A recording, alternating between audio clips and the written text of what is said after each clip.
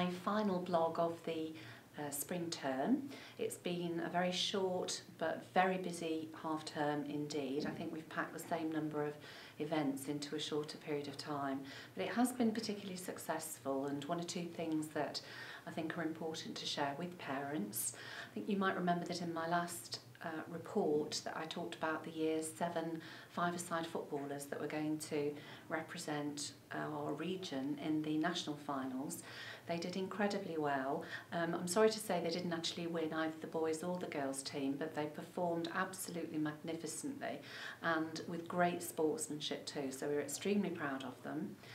Both Year 7 boys and girls then returned to school and found themselves in the local finals of the indoor sports competition as well.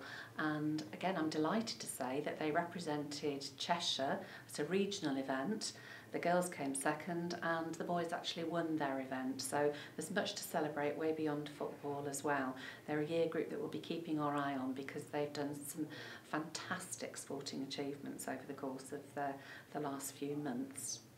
We also were pleased to celebrate recently the success of our Year 9 students in the bar mock trial competition.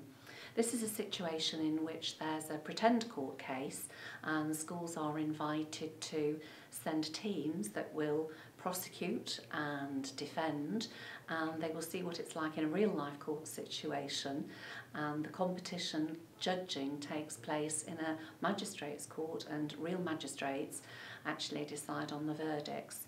We were really thrilled to have won this competition, and special congratulations go to Lydia Ather in Year 9 because she got an award for the best individual performance. We also, on March the 21st, were really pleased to be part of a prestigious event at Manchester Airport. This was held at the Visitors Centre and it was a charity event with funds going to support the Teenage Cancer Trust.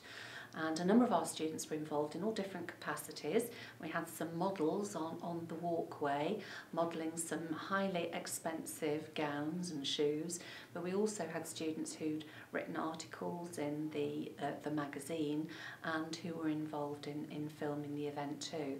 And I think the BBC have taken an interest in this, so we're hopeful that there may be some more reports that parents will be able to see of that fairly spectacular event. The Duke of Edinburgh Award scheme continues to grow at Poynton. Again, it's been a particularly busy half term. We've now got students involved in bronze, silver and gold awards, and that means that actually most weekends there's some form of expedition taking place. I think certainly the students that hoped that as we got towards March that the weather might be a little bit more pleasant for them on some of these weekend events.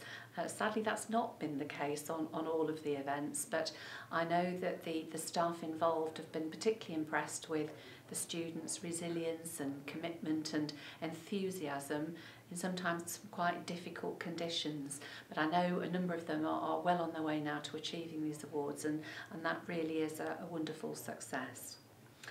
At the time of recording this, the French exchange visitors are with us in school, and we've got a significant number of students who are being hosted by families in Poynton. I think this is a great experience for the French students and also for our own students, and undoubtedly these kind of events help students towards their examination successes in the future in the languages.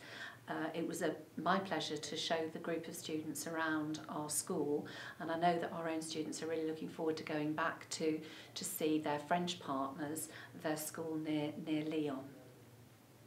Huge thanks to parents who've supported a wide range of performing arts events this half term, and we've certainly had dance and drama examination performances in school, and fingers crossed that the students have got the grades that they deserve. I had the privilege of watching a few of those performances and was very impressed by the standard, so we're hopeful yet again for some spectacular examination results in that area.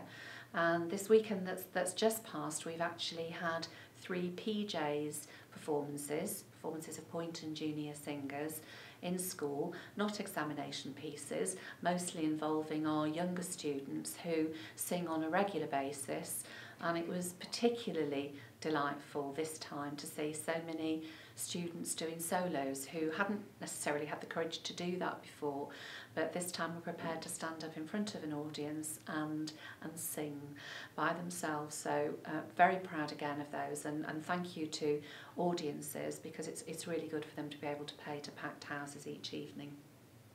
We did also on that occasion have a special appearance from Kermit the Frog, which I won't say much about except to say that you really had to be there to be able to appreciate Kermit in all his glory.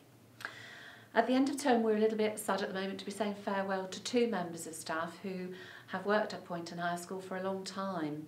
Mrs Wilkinson, some of you will be aware, has worked in our learning support team. She's also, I think, had quite a significant influence in the community because she's been the leading light of our parenting programmes. I'm really happy to say that although she is retiring to spend a bit more time with her family, she's actually said that she's prepared to carry on with some of that work, and she's also doing some work with some of our students in school as well, working to help some of them get some additional certification in some of the awards that we operate for our Key Stage 4 students. So she will be busy, and we will miss her on a day-to-day basis, but it's not a complete farewell. And likewise, if I say that Mr Powell is retiring, I know that there will be a lot of parents out there who themselves were taught by Mr Powell at Poynton High School. He's been here for 38 years, and tomorrow will mark his final day with us.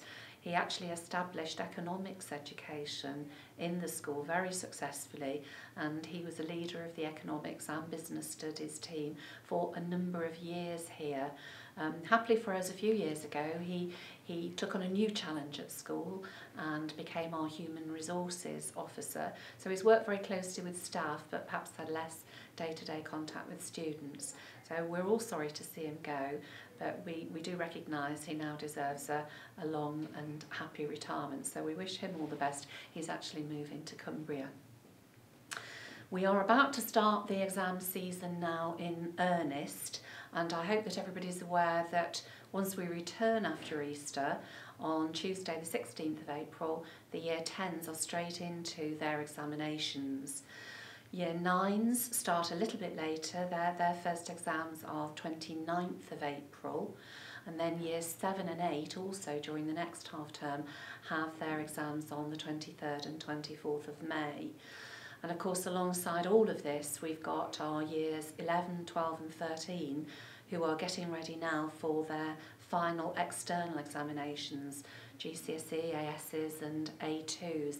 So very important time for them. And those external exams are starting in a big way in the early part of May, actually the second week of May.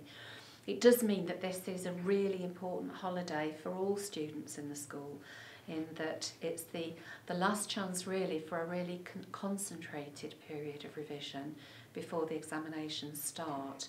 So I hope if you are accessing this blog during the holiday as a parent, that you will be able to ensure that your sons or daughters are balancing recreational time over Easter with some study time as well. It's obviously a really, really important holiday in that sense. The first week that we return after the holiday, there will in fact be some important news for the school as well. People will be aware, I hope, that I announced my retirement earlier this term, and since that time the selection panel at school, the selection panel of governors, have been working extremely hard to prepare to appoint my successor. Over the course of this half term, we have actually shown one or two prospective candidates around the school. They've been interested to come and see the school, and now we're at the stage where the candidates that the governors would like to see more formally for interview are being invited in. The interviews will take place over 2 days. It's a 2-day process in its entirety, and those 2 days will be the 18th and 19th of April, so soon upon us after we return. And I do hope then that the following week we will be able to make an announcement about who my successor will be, and we shall put that news on the website. The return to students, for students as well after the holiday, will be in our summer term uniform. So just a reminder that polo shirts are the key part of the change of uniform in the summer term, but all students, in addition to the polo shirts, must be wearing a blazer. That is a compulsory part of the uniform during the summer term. So I hope, please, that parents can ensure that students are properly dressed for when we actually return to school. So I'll finally say in closing this half-term blog that I can assure you that I shall be working extremely hard over the remainder of this academic year to make sure that the last set of results that I will be personally responsible for as head of school will be the best they can possibly be. And of course I will also work hard to make sure that there is a really smooth handover during next term and over the holiday, so that the person who's very fortunate in being able to lead this school next September feels also properly prepared for this job. I don't know exactly when you'll be accessing this blog, but if it is before the Easter holiday, I hope that you have a very enjoyable Easter, and if it's afterwards, I'll simply say that I hope the holiday was a good one for you and that the weather is rather better than it is currently when you're actually listening to this. Thank you.